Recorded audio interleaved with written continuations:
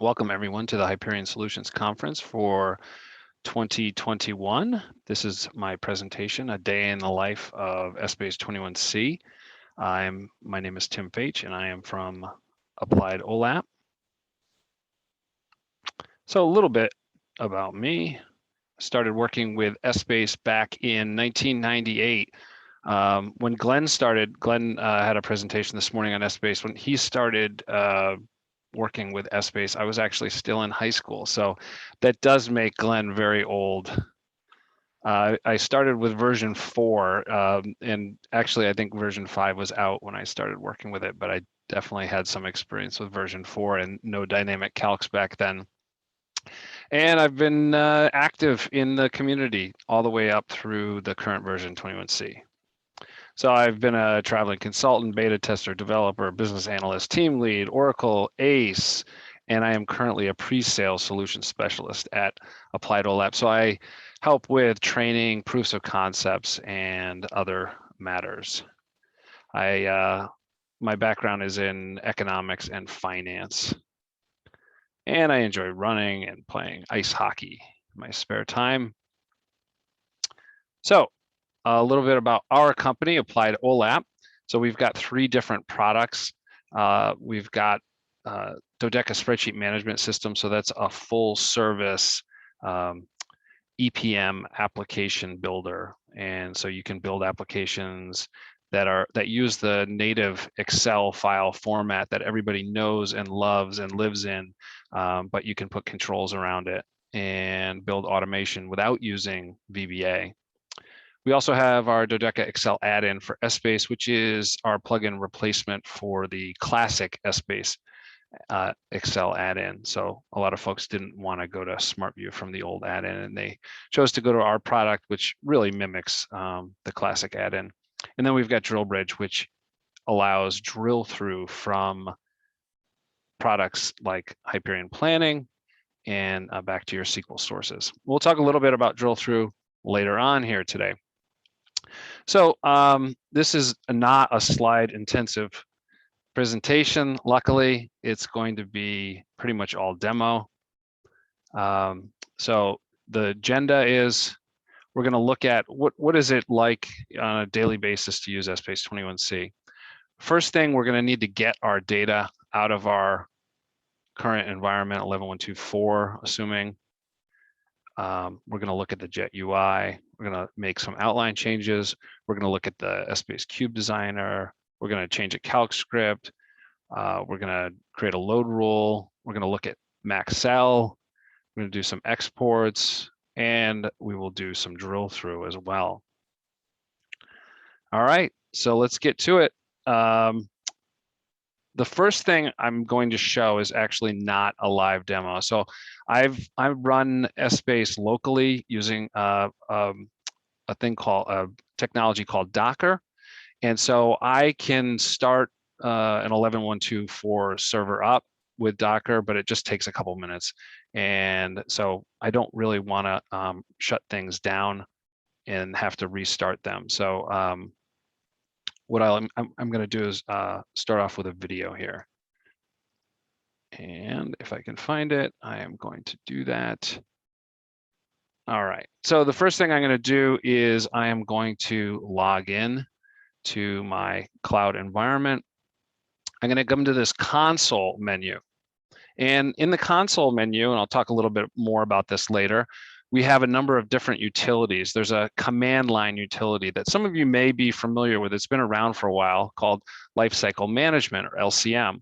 The first thing I'm going to do once I download that, there's really not a lot of changes you need to make to get it to run your environment, but it is good to set your EPM Oracle Home and EPM Oracle instance in that in the batch file that actually kicks off the LCM utility, so it knows where to find things on the server.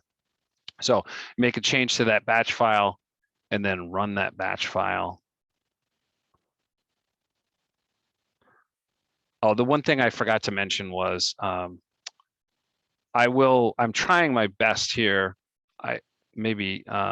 to answer your questions as they pop up. So if you guys do want to use that Q&A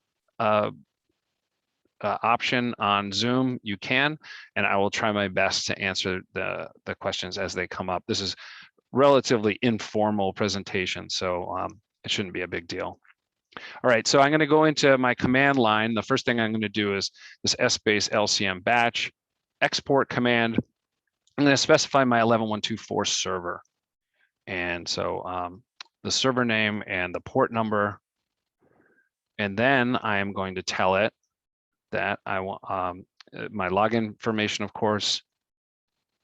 And then I'm going to give it the application that I want to export. And so I'm going to export this sample application. And then I'm going to give it a zip file. So I want to tell it where to put all of that information.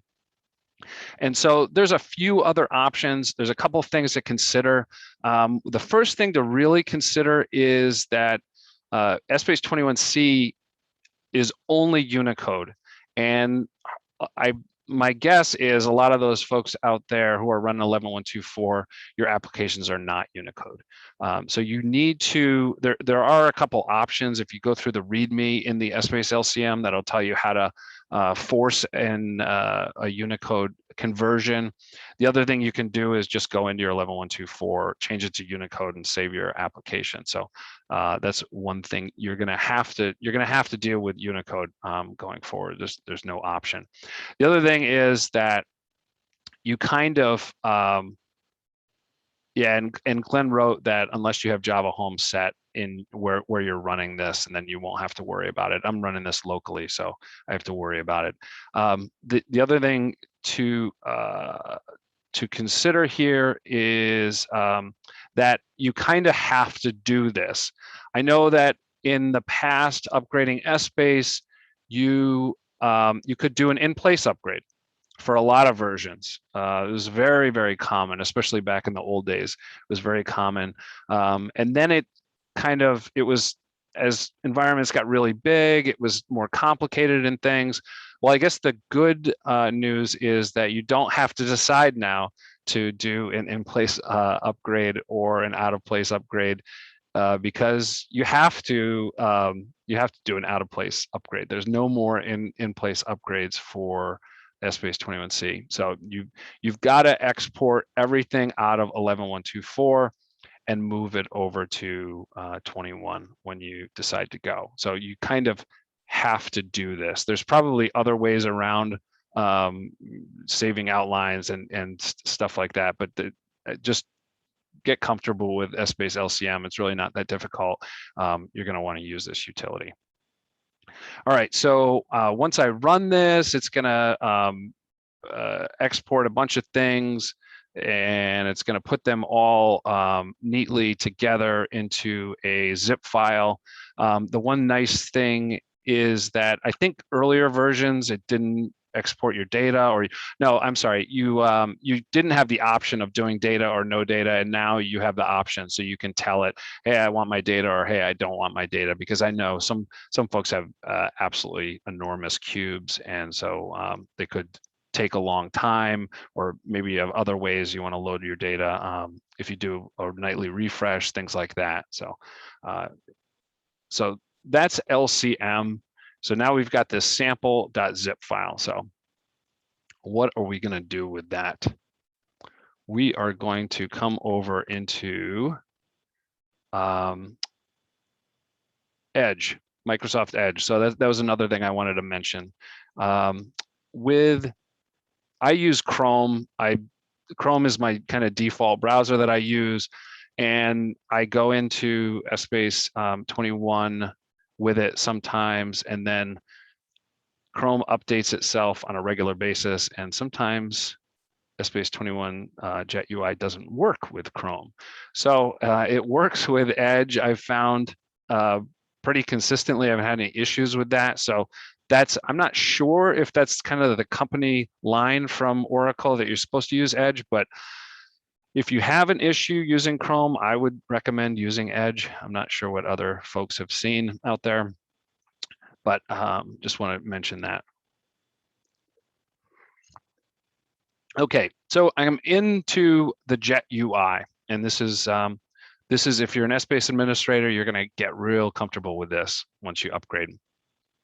All right, so I need to get my file over to the server. So I'm going to come into my files and I'm going to bring that file over from my Essbase utilities. Find it. Wait a minute, I lost my, hang on. I lost the, all right, hang on. Upload files, that's what I want. There we go.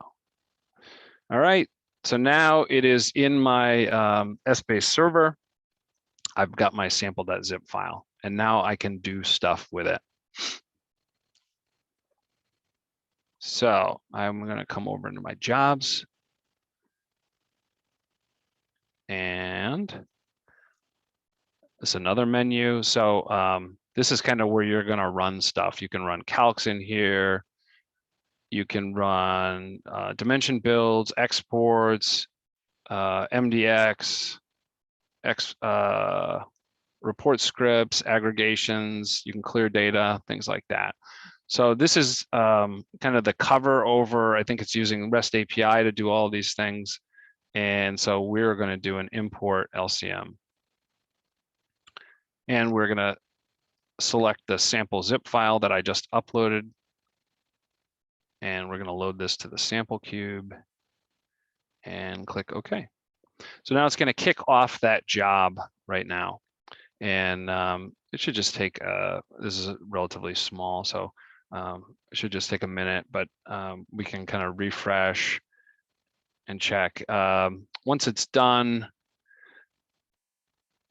you can see when I did before, you've got job details. So if it fails, it'll tell you some information about why it failed and things like that. Hopefully we'll not have any issues today. So once we have that imported, we're going to go over and take a look at the application.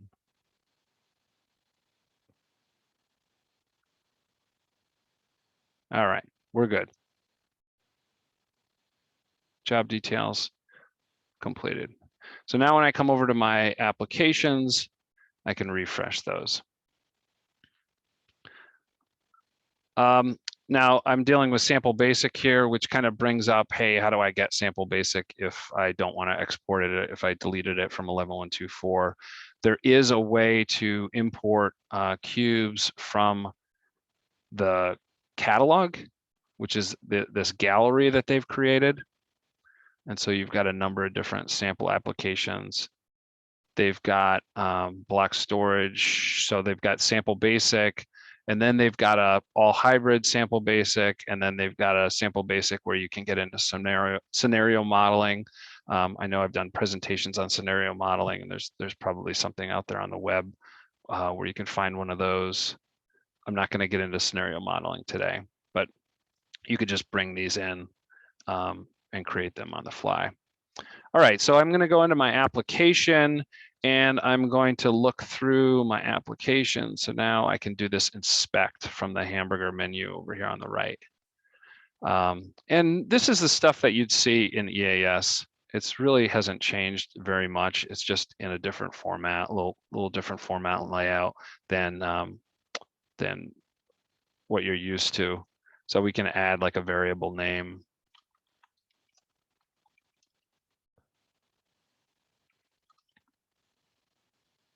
Here, so you could do substitution variables and things. You've got your settings. You also have logs. So logs are a little different than what you experienced in EAS. You can quickly see the log. It opens up a new tab on your browser. It's, I think, a lot faster this way than EAS was. So there's it's a little bit different format than you might be used to. You can download all of the logs into a zip file as well.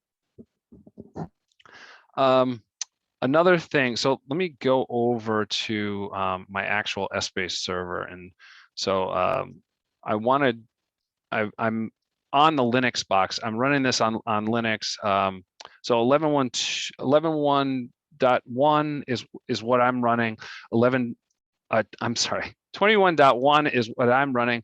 21.1 and 21.2 are both available for Linux. 21.3 hopefully will be out soon, and hopefully we'll have support for Windows. And I think that's when we'll see a lot of much wider adoption of Essbase 21, because people have been waiting a long time to upgrade. There's a question over here about a 5 megabyte limit on the log, like in previous versions. I have not seen that limit pop up. I don't know. It says like the latest amount, but I guess I haven't looked to see exactly how much it downloads. And I think that there's ways that you can, because it truncates the logs after a while, or rolls the logs on the server. So I'm not sure about there's definitely not a 5 megabyte limit that I've seen. So I don't think you're going to run into quite the same issue with this now.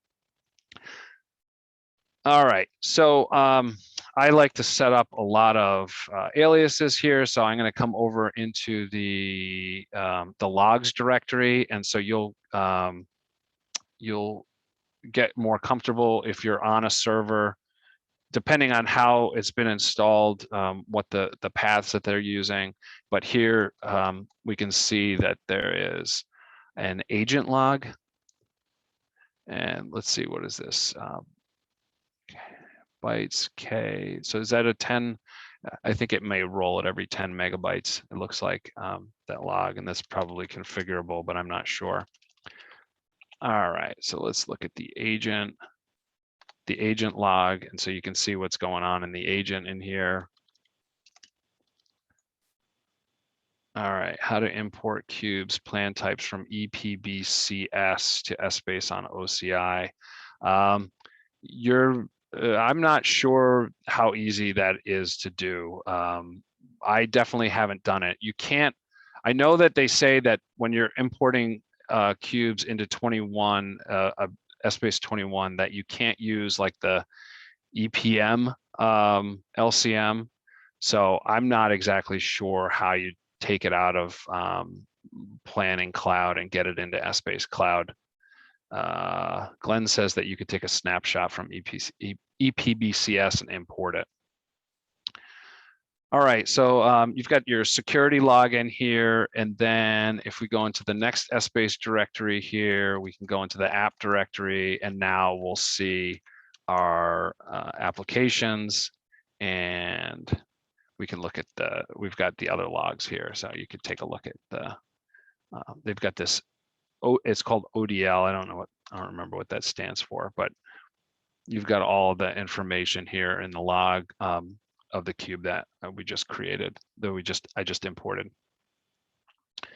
All right.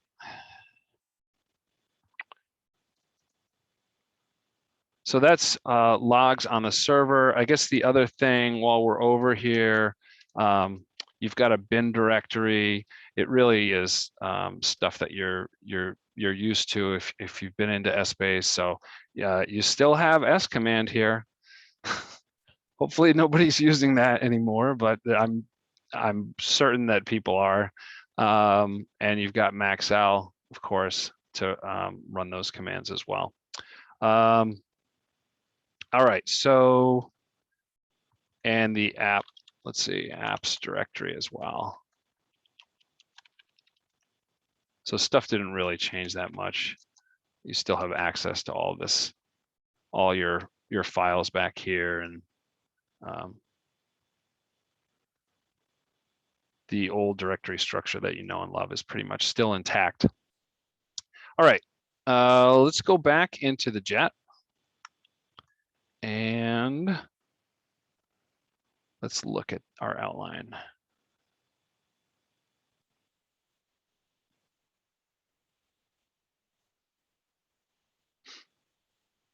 So it's going to bring up your outline editor into a new window.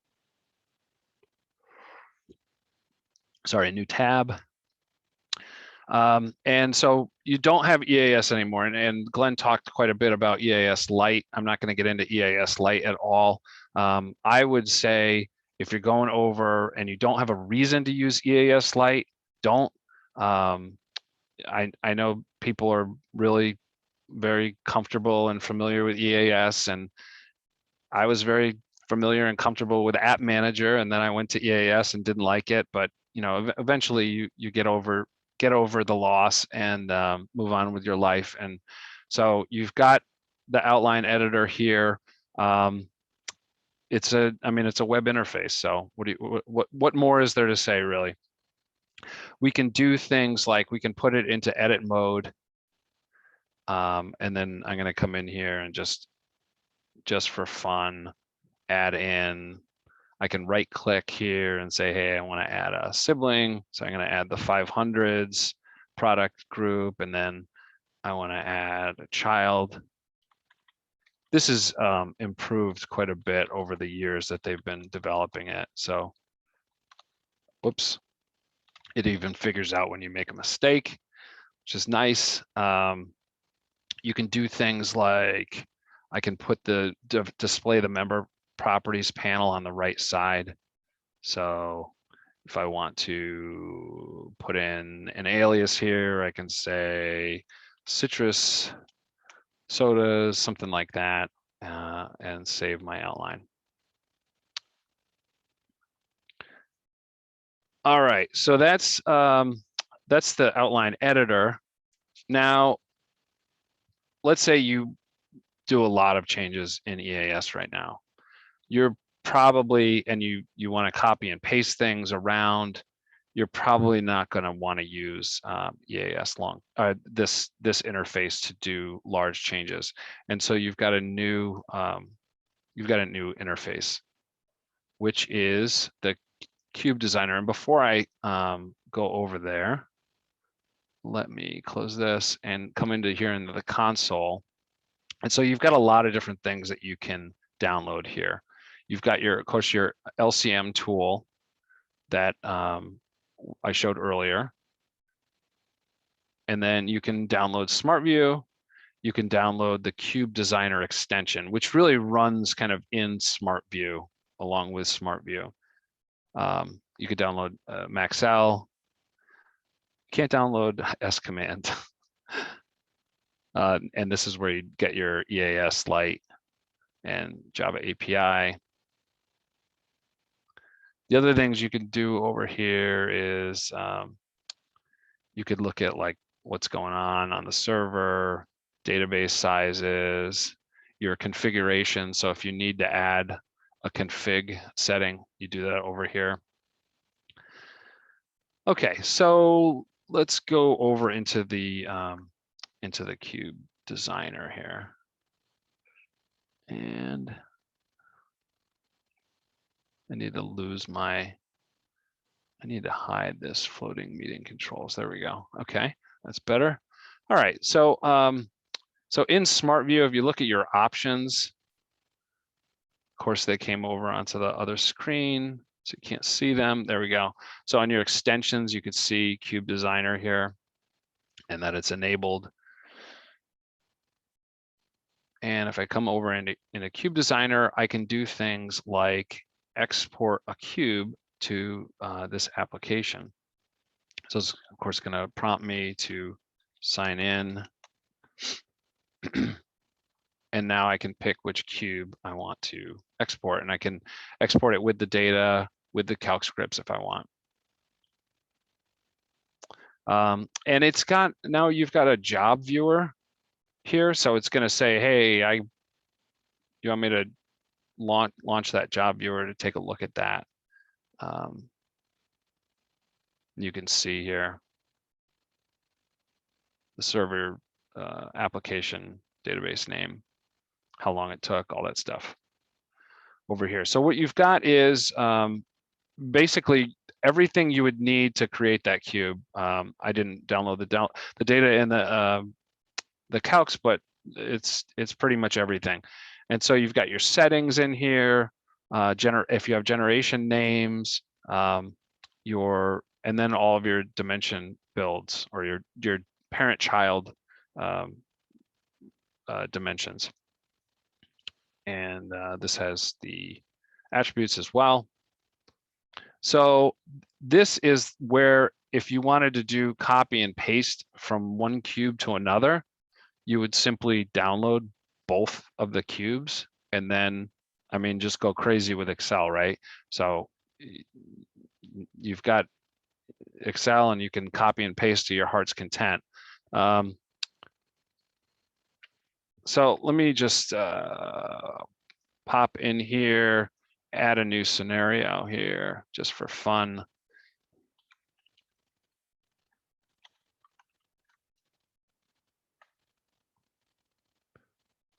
We can set this to not consolidate. And you've got a hierarchy viewer here, which I was a little surprised when I did this. It actually is dynamic. So as you make the changes, it'll show you, which is, I think, is really nice. So you can come over here and just validate that everything looks good before you send the data back up. So now I can just click that build cube, and now I can update my my cube and retain all the data.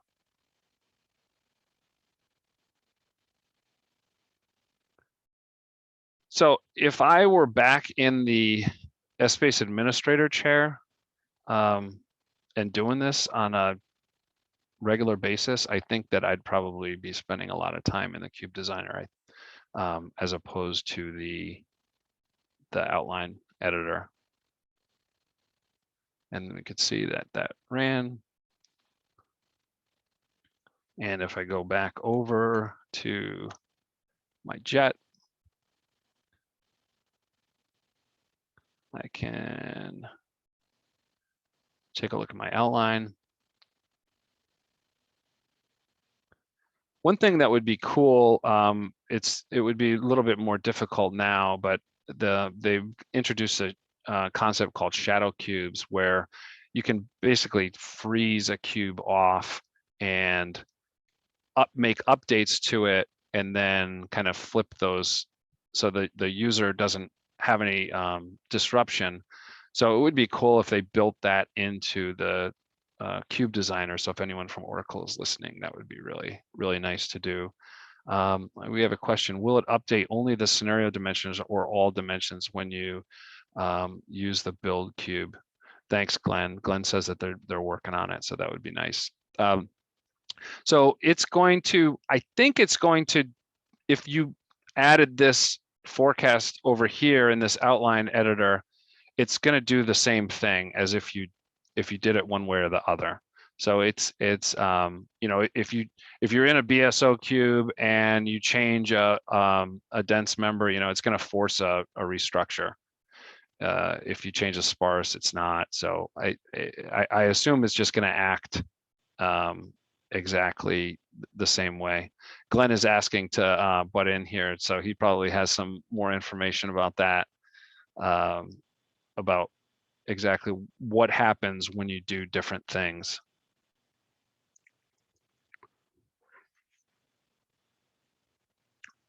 All right.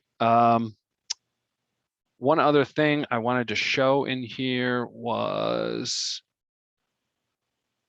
a calc script. So if I come in and I inspect my database, and Glenn, feel free, is it not integrated with DRM? I'm not sure about DRM.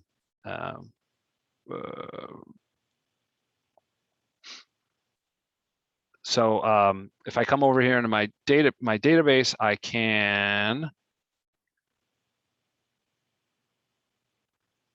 okay, so I can look at my different scripts, and so they've kind of promoted everything as a script now. So rules files are scripts, report scripts are scripts, drill through reports are scripts, calculation scripts are scripts. So let's say I want to add a new one, I can do that. So I'm going to do like act to forecast. I mean, it's different, but it's pretty much the same, right? And I just click on that, and now I've got a calc editor, right? And so I can do things like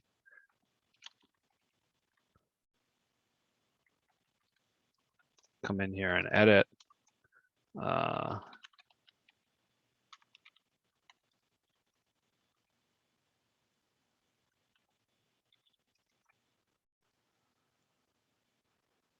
I can execute this. I could just, I can send it to the background if I know it's going to be big. If it's small, I could just run it in the foreground. Not much has changed here. It does actually create a job, so you can kind of look at that job ID and such. Let me see. Let's see if I should be able to. Brianna's having coffee, so I'll elevate Glenn here.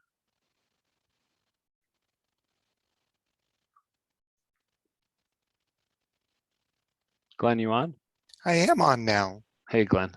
Hey, so to answer the question about Cube Designer, if you go into the Cube Designer panel and remove the dimensions you don't want updated, and then run the update, it will only do the dimensions that you want to update. So you would go to the Cube tab, first bring in the cube into the designer at the bottom.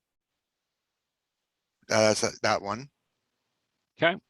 And then if you removed the dimensions out of here, and you want to do it here because it removes both the tab and the entry out of the first one.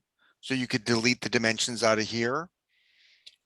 And then when you do the build cube, it will only build the dimensions that are in the workbook that you send up. Okay. And one other thing that's really kind of cool, if you go to the dimension tab, you'll notice here that you have a build method, the incremental mode. If you drop that down, there's a newer option here. So before we used to only have merge and remove unspecified, but I got them to add in the reset dimension, which basically deletes all of the members out of the dimension and re-adds them. So when you have shared member roll-ups where you're changing them, that would clear everything out of the dimension and then rebuild it. Nice. Sorry to interrupt. No, that's perfect. I come to solutions for training. So sometimes I get trained while I'm giving a presentation. You know, so I'm sure everyone will benefit from that. All right. So that's designer kind of in a nutshell. So we've got our forecast. We ran a calc. So let's go in and add a connection and data source. Let's see that, because this is definitely different. So if we come in here to sources, now we've got connections and data source. There's really, there was really nothing like this in the old days. So I can come in and create a connection. I can create an Essbase connection. I'm going to, for this example, I'm going to use SQL Server.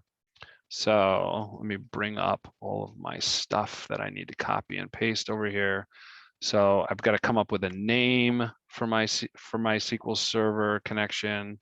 I've got to come up with a host. I'm running this, of course, on Docker. Port number, user ID, password, and then the database name that I'm going to use. And I could test this out and hopefully it works, and it did. Perfect. All right, so now I've got a connection. The next step is to create you have to have the connection before you create the data source. Now I'm going to create data source and of course pick my connection. And now I'm going to name this load sample basic and put my SQL query in here. And then I can look at that data now. So it's got a number of different fields here. We've got the state for market, we've got amount data, we've got SKU for the product, and we've got month for year. No parameters, and let's preview it. So now we can kind of get a sense of the data and create our data source. So now we got a data source. What are we going to do with our data source? We could do a couple of different things. So the first thing I'm going to do is I'm going to create a load rule. So I'm going to come into my applications and I'm going to inspect that on my database. And of course, come into scripts, which is where my rules are now. And I can create a new data load rule. And I'm going to call this load sample basic. I am going to use a data source here, load sample basic. And so now I can create my load rule. I don't want the transactions, so I'm going to ignore that guy. I am going to set this to market. I'm going to set this to product. I am going to ignore this one as well. I am going to set this to a data. There we go. This one is my year, and I'm pretty sure that I still have to move this before the data column, or else it's going to get fussy with me. Now I need sales and I need scenario actuals. So I can do things like create a column with actual in it and put that to my scenario. I can come in here to my properties. I want to add values. I can come in here in the source and I can say, hey, I've got a header of sales. And this is where I'm going to specify my data source that we're using. It's like a secondary query here, which I think is interesting. But you're basically, so you can kind of like select from the data source here. Okay, and we can verify this and we can save it. So now I can come back in here, jobs, can load data, sample basic, data source,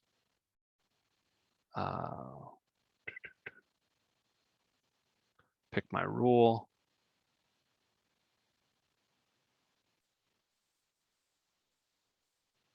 Hopefully I did that right.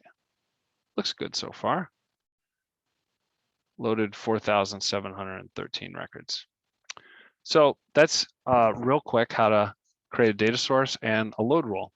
Now, you can leverage those data sources, which this is, I think, like there's a lot of things I like about 21 and moving from 11 to 21, but this is maybe the one that's going to get you to move the fastest.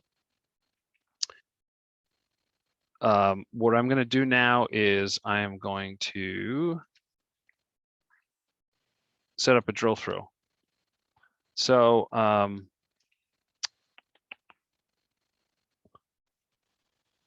am going to go into my applications, just looking at my notes real quick, and I'm going to inspect and come into my scripts and go to drill through reports. I'm going to create a drill through report using data source. All right, so call this sales transactions.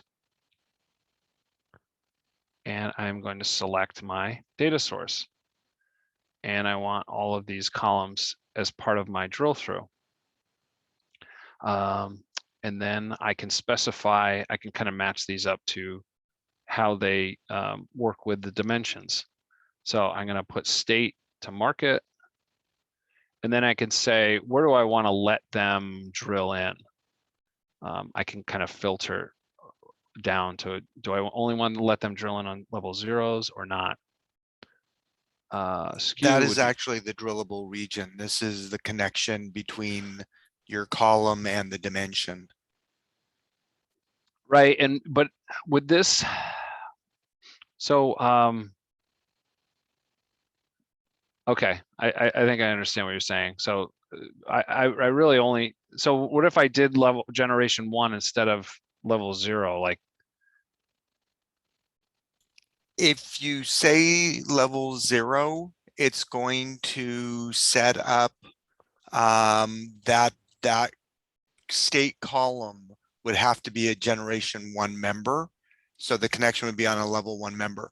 If you say level 0, no matter what level in the hierarchy you're at, it's going to return level 0 members okay, to your query. all right. And so now month, I can hook up to year, and then I'm going to set up my drillable regions. And so this one, you can set up multiple drill, you can have multiple drillable regions. I've got one here. And this uses the old, the current Essbase calc script language. I call it old because I write MDX a lot more than this, but so I'm going to tell it, hey, let's drill down on descendants of product, descendants of market, descendants of year, and then actuals and sales. So anywhere within that area, it's going to allow me to drill in. And let me actually, let me add an I here for these. So then it would let me drill on even on product, and it's going to blow out. So if I drilled in on product, it's going to essentially feed all of those level 0 members under product to my query and return those. So now I can save this. Looks like it is happy with that. Close, close, and then we'll come back over into Smart View. And let's connect over to our cube. All right. A minute. There we go. Okay, so now if I'm on here on budget and I say drill through, it's going to say, hey, you don't have any drill through reports here. But if I'm on actual, it's going to also say, hey, there's no drillable reports here because I don't have sales. Let's try sales. And I'm not sure what I did wrong. If you go back to the UI for a second, I'll show you. Did I not do the level 0 there? You didn't do the level 0s. All right, so let's go back in here. Scripts, rules. Now drill through. No, sorry. All right, sales transactions. So we just do a level 0 here. Yeah. All right, there we go. And the nice thing about this is I don't have to refresh. I don't have to like stop and start stuff. It should just work. So it's going to bring back, I think, all the data. So like compared to integration server, this is, I think, like miles easier. I think it lets you do stuff like if we did. Will you do me one favor, Tim? Yeah. Will you go into your Smart View options? Bring it over. And if you go to the advanced options and scroll down right where it says display drill through tooltips, if you can turn that on and say okay. Now refresh. And now if you go over and click on this, just click there. Oh, there we go. You get the hint that you actually have a drill through report there. Nice. That is a good tip. And I think that it lets you do things like non-contiguous regions. So you can actually click on multiple cells and it'll figure it out and bring you back what you need, which is kind of nice. All right, so that's drill through. The only last thing I was going to show was max out a little bit, just real quick. So not much has changed with Maxell. The way that you log in is going to be a little bit different because this is now HTTPS instead of TCP/IP. So you do something like that where you specify the actual URL. And I don't have my wallet set up here, so I'm getting an error, but that's what you're going to put in. It's the same address as the beginning before the jet here. We can do things like execute. I had this in my script here to do so you can do your same command. So really all you're going to have to do is change that login. The other thing I wanted to talk about real quick is in here on scripts. Report scripts are pretty much the same, and they'll actually bring you up your data in here. So you get an actual like report script. Unfortunately, if I come into here to my MDX scripts, and I'm not gonna go through and explain all of this MDX that I'm putting, but it's basically a parent-child, I think a parent-child build. Oops, gotta give it a name, validate, execute. I don't know where that data went, and I searched the server pretty good. As far as I know, it doesn't go anywhere. I've asked them to maybe take a look at that, but you have a new command, a brand new command.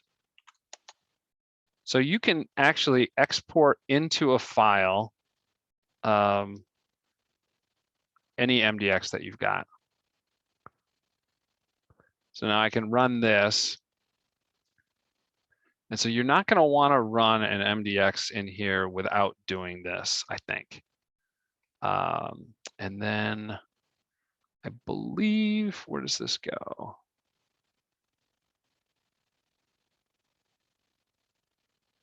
There we go. So now you can download it, or you can go on the server and take a look at that file. All right, that's all I had for today. I'm over right now, but if you guys have questions, I'm here and would love to answer any questions that you have.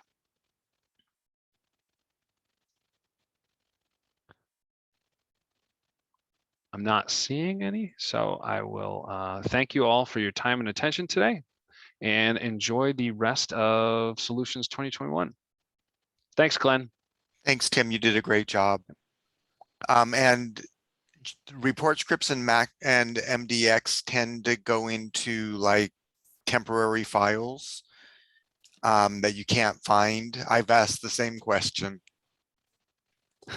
Yeah, I mean, I searched even for temporary files and stuff, and I could absolutely not find it, unfortunately. So yeah, we'll see. Hopefully that gets rectified soon. Okay, somebody's asking about the ePBCS to OCI. You can take a snapshot out of the EPM cloud and bring that. It's really an LCM, and you can bring that LCM in and do an import LCM, and it will bring in the cube or the cubes. If you have both ASO and BSO cubes, it will create multiple applications, just like it does in the EPM cloud.